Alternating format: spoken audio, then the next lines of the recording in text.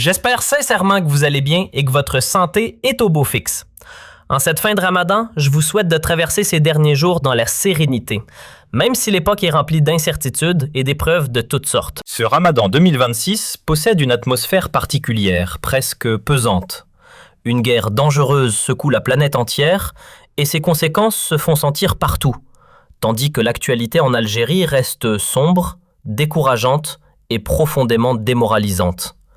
Dans un tel contexte, il devient difficile de savourer pleinement ce mois spirituel avec ses proches et sa famille. Malgré cela, il faut continuer d'avancer, garder espoir, préserver le moral et croire que des jours meilleurs finiront par arriver.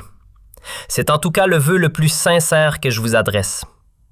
Pour commencer cette journée, parlons justement d'une rumeur assez malsaine qui s'est répandue massivement ces derniers temps et qui affirme la disparition de Jamel Ould-Abbès. Or, il faut le dire clairement, cet homme, l'un des plus anciens responsables politiques algériens encore parmi les vivants, n'est pas décédé.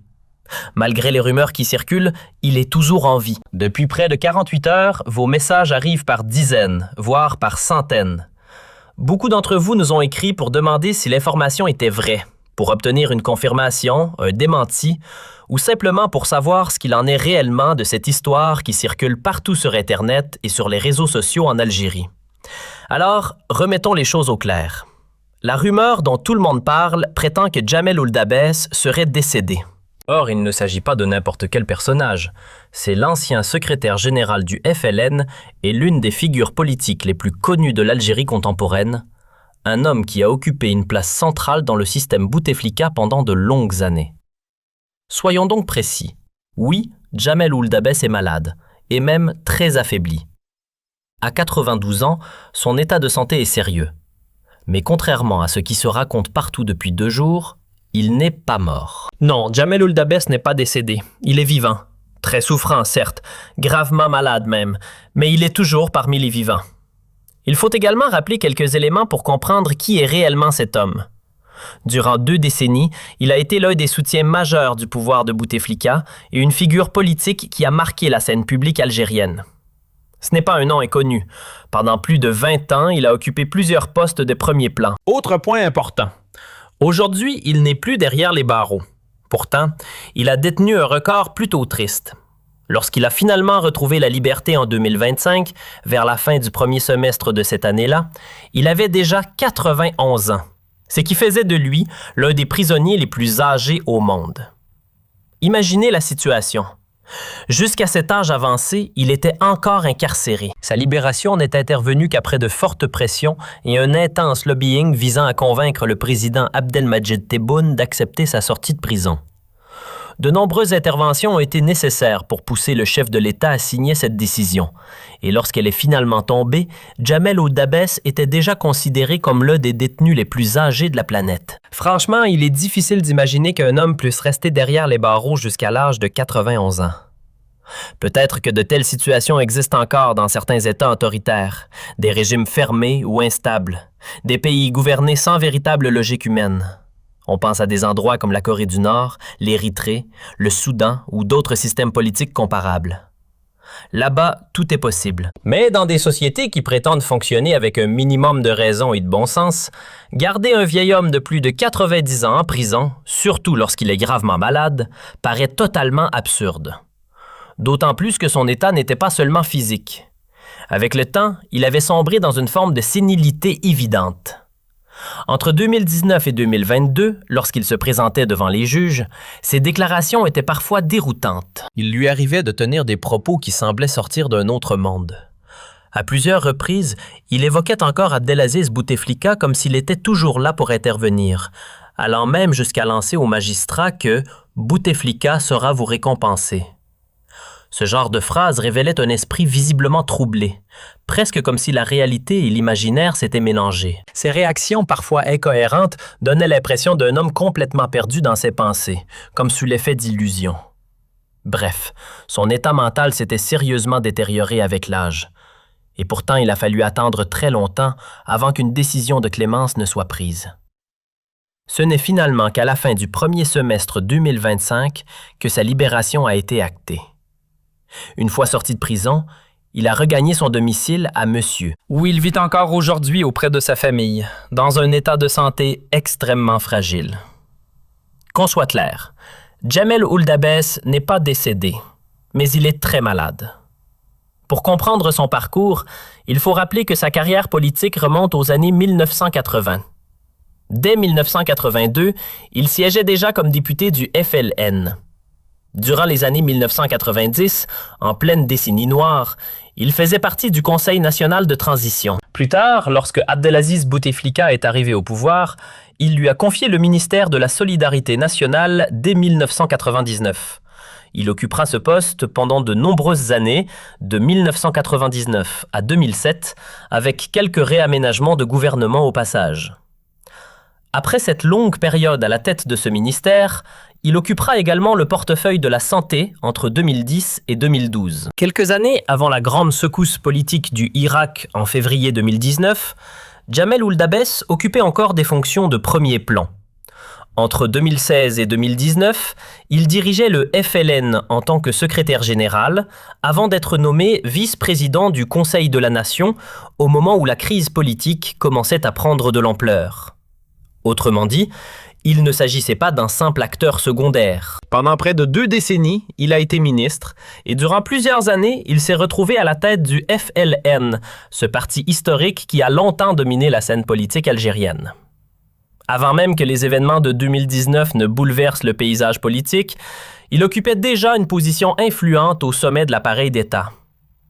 Comme beaucoup de responsables associés à l'ère Bouteflika, il a fini par se retrouver en prison. Toutefois, son dossier judiciaire n'était pas considéré comme le plus spectaculaire du lot, notamment parce qu'il n'était pas directement lié aux plus grandes affaires de corruption révélées à l'époque. Les accusations les plus sérieuses portaient surtout sur la période où il dirigeait le FLN, entre 2016 et 2019. Selon plusieurs enquêtes, lui et certains membres de sa famille auraient été impliqués dans un système où des places sur les listes électorales, que ce soit pour les législatives ou pour le Sénat, auraient été attribuées contre de l'argent. En clair, des postes de candidats pour devenir député ou sénateur du FLN auraient été monnayés. De nombreux hommes d'affaires et personnalités fortunées auraient versé des sommes considérables au fils de Jamel Ould-Abbès afin d'obtenir une place sur ces listes électorales. L'objectif était simple: être candidat, être élu, puis bénéficier de l'immunité parlementaire ou sénatoriale afin d'échapper à d'éventuelles poursuites judiciaires. L'affaire avait fait grand bruit et alimenté les discussions dans tout le pays. Bien sûr, d'autres dossiers ont également été évoqués par la justice. Finalement, le 8 août 2022, il a été condamné à 3 ans de prison ferme pour détournement de fonds publics et dilapidation de ressources de l'État durant la période où il dirigeait le ministère de la Solidarité nationale, avec également des accusations liées au blanchiment d'argent. Malgré cela, il n'a jamais été considéré comme la figure la plus corrompue du système Bouteflika. Ceux qui l'ont rencontré ou côtoyé, journalistes, analystes politiques ou observateurs de la vie publique algérienne, décrivent souvent un personnage assez particulier. Pas vraiment dangereux, plutôt un homme au tempérament étrange, presque attendrissant. Une sorte de grand ours un peu fantasque, parfois imprévisible, mais rarement malveillant. Il faut reconnaître que Jamel Ould-Abbès avait souvent fait sourire ou lever les sourcils à cause de certaines déclarations pour le moins spectaculaires. Il lui arrivait d'affirmer, avec un aplomb remarquable, que les Algériens vivaient mieux que les Suédois. À d'autres moments, il racontait avoir partagé les bancs de l'université de Leipzig avec Angela Merkel. Et quand il parlait d'Abdelaziz Bouteflika, il se lançait dans des envolées presque mythologiques. Selon lui, le président était un géant que le monde entier respectait, un lion dont le rugissement faisait fuir les loups et trembler les lapins. Bref, l'homme cultivait un style politique très théâtral, parfois franchement populiste. On peut même dire qu'il était passé maître dans l'art de la flatterie envers Bouteflika. Chez lui, la chita, cette forme de louange excessive si connue dans la vie politique algérienne, avait presque atteint le niveau d'une discipline artistique. Mais malgré ses excès verbaux, il n'était pas réputé pour être cruel ou tyrannique. Il ne faisait pas partie de ces responsables qui jettent leurs adversaires en prison, ni de ceux qui manipulent les tribunaux pour régler des comptes. Il n'était pas non plus connu pour utiliser ses relations avec Bouteflika ou son influence dans le système afin d'orchestrer des arrestations, d'intimider des opposants ou de mobiliser les services de sécurité pour harceler ses rivaux. Au fond, derrière le personnage parfois caricatural, il restait quelqu'un doté d'une certaine courtoisie.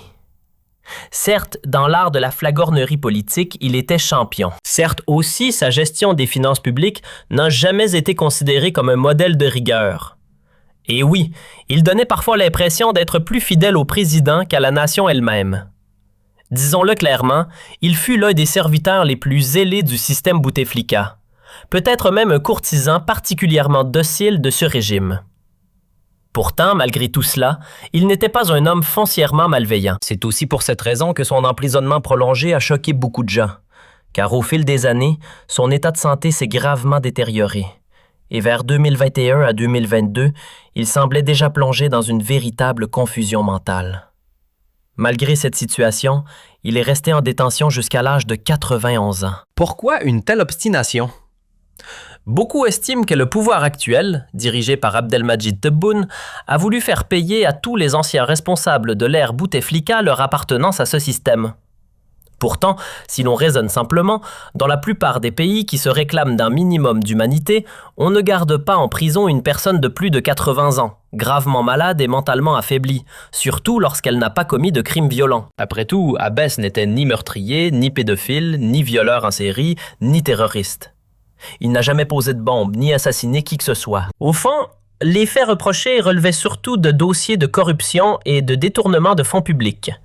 Rien de glorieux, évidemment, mais dans la plupart des systèmes judiciaires qui... J'espère sincèrement que vous allez bien et que votre santé est au beau fixe.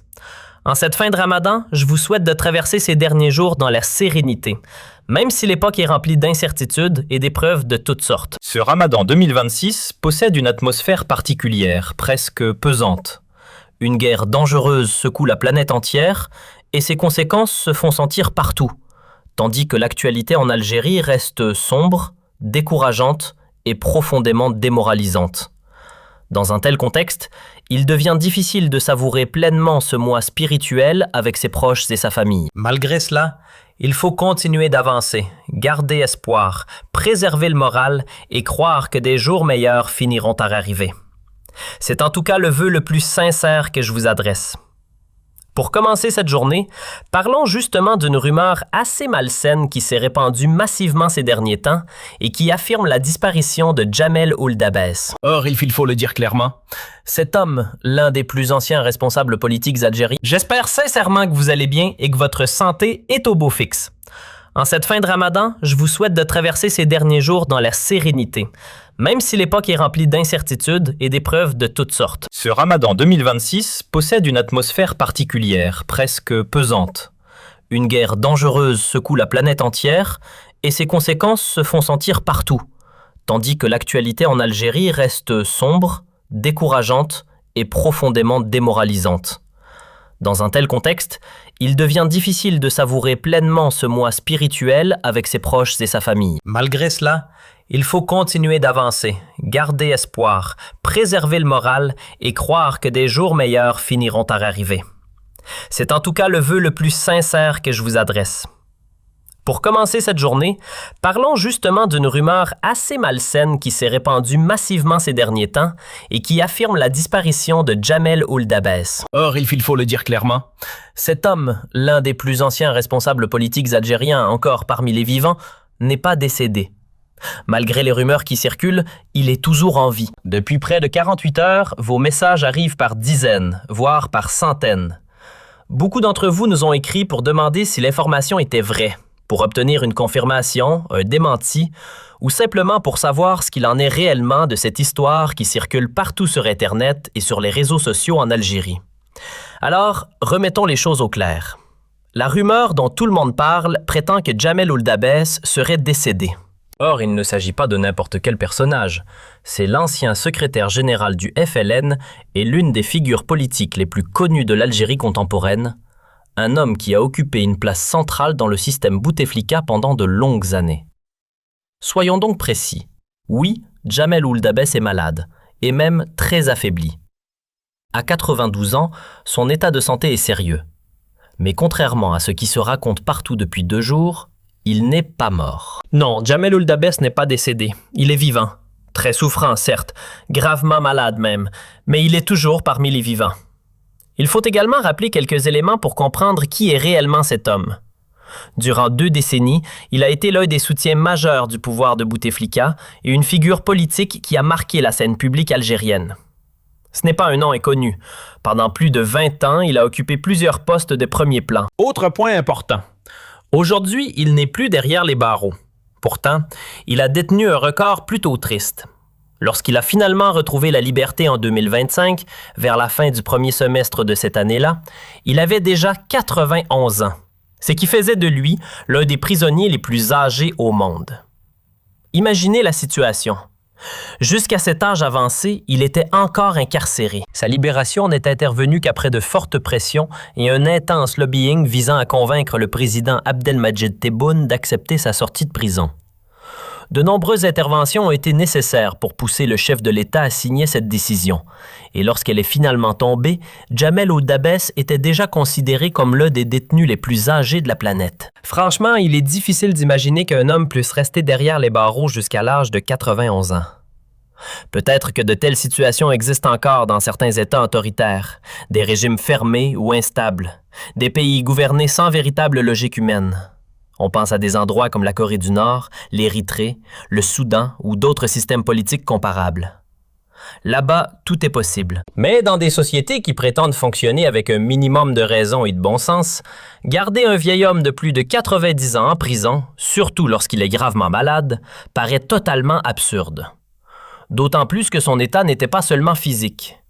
Avec le temps, il avait sombré dans une forme de sénilité évidente. Entre 2019 et 2022, lorsqu'il se présentait devant les juges, ses déclarations étaient parfois déroutantes. Il lui arrivait de tenir des propos qui semblaient sortir d'un autre monde. À plusieurs reprises, il évoquait encore Abdelaziz Bouteflika comme s'il était toujours là pour intervenir, allant même jusqu'à lancer au magistrat que « Bouteflika saura vous récompenser ». Ce genre de phrase révélait un esprit visiblement troublé, presque comme si la réalité et l'imaginaire s'étaient mélangés. Ses réactions parfois incohérentes donnaient l'impression d'un homme complètement perdu dans ses pensées, comme sous l'effet d'illusions.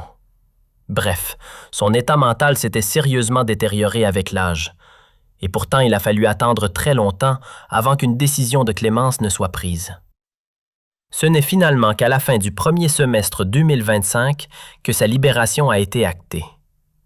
Une fois sorti de prison, il a regagné son domicile à Monsieur, où il vit encore aujourd'hui auprès de sa famille, dans un état de santé extrêmement fragile.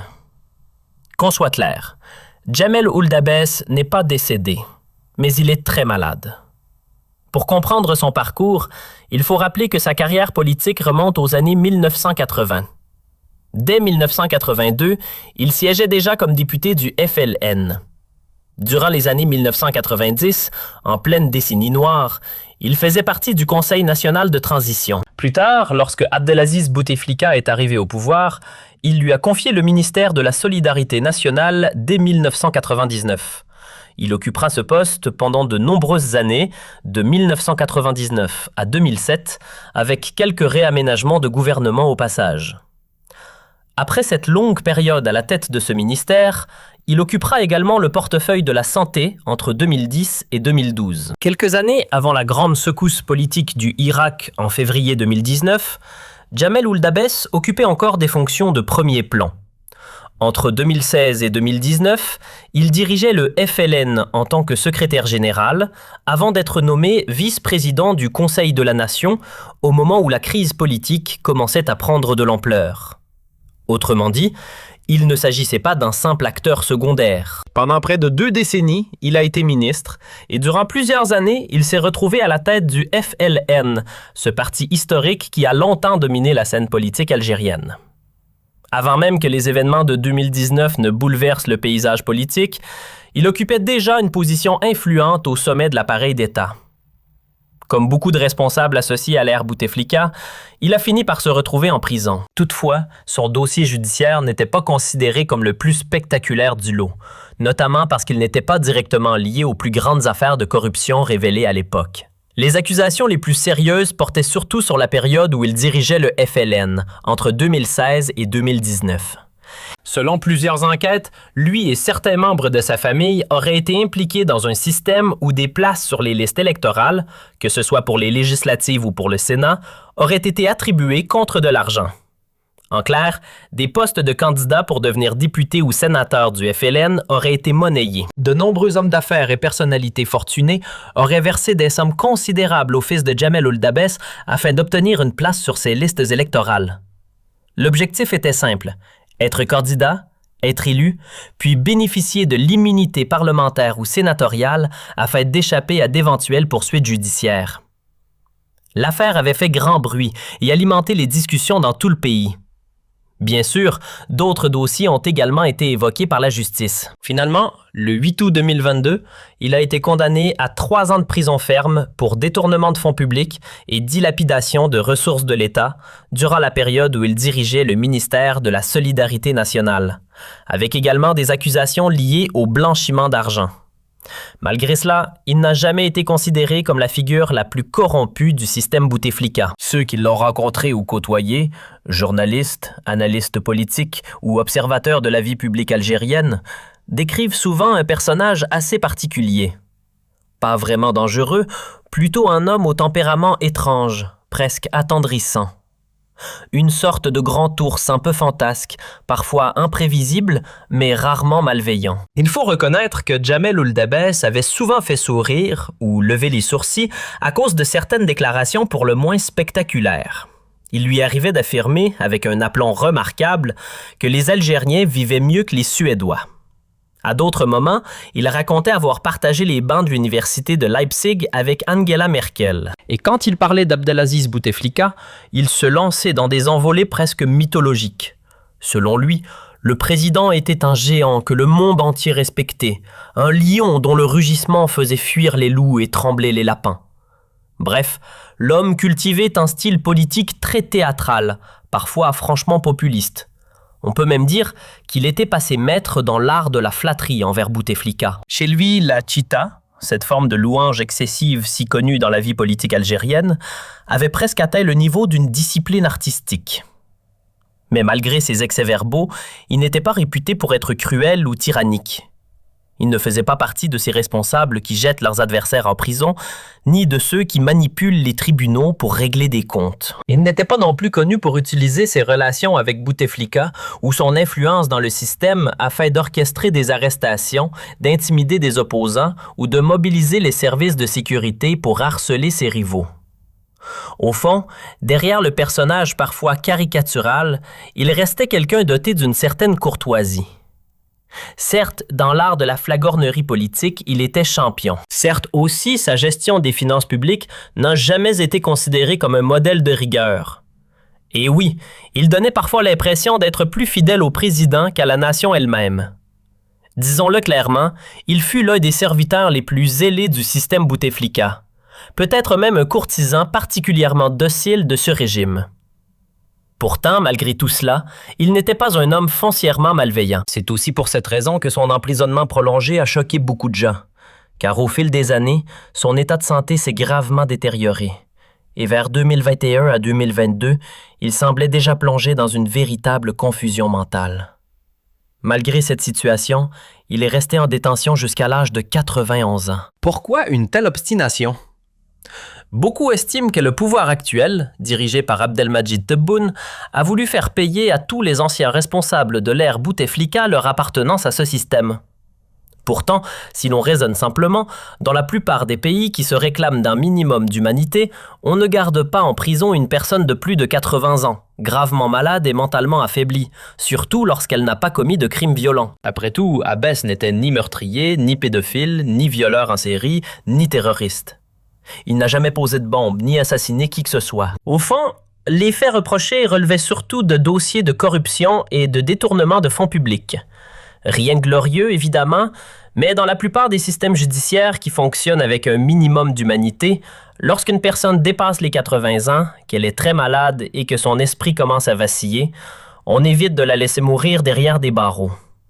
La justice n'est pas censée devenir un instrument de cruauté. Elle n'a pas vocation à infliger des souffrances gratuites, encore moins à transformer une condamnation en lente agonie carcérale. Punir ne signifie pas humilier ni condamner quelqu'un à finir ses jours dans une cellule. Dans le cas de Jamel Ould-Dabès, la situation a frôlé ce scénario. L'an dernier déjà, sa vie aurait pu s'arrêter en prison. Et quand on voit aujourd'hui les rumeurs qui circulent sur sa possible disparition, on peut se dire qu'il y a peut-être une part de vérité derrière ce bruit. Son état de santé s'est probablement détérioré de manière inquiétante et il n'est peut-être plus très loin de ses derniers jours. Cela dit, mourir à 92 ans n'a rien de particulièrement surprenant. À cet âge, il a déjà dépassé largement l'espérance de vie moyenne en Algérie, qui tourne autour de 73 à 75 ans, et il souffre de maladies graves. Mais la question reste troublante. Il aurait très bien pu rendre son dernier souffle en prison. Et cela aurait pu arriver. Si aujourd'hui son nom envahit les discussions sur les réseaux sociaux, ce n'est pas un hasard. C'est peut-être aussi le signe d'un réveil tardif de l'opinion publique algérienne. Rappelons qu'en 2019, au moment des premières vagues d'arrestations visant les figures du système Bouteflika, une grande partie de la population avait applaudi ces décisions. Beaucoup de citoyens avaient accueilli ces incarcérations rapides et spectaculaires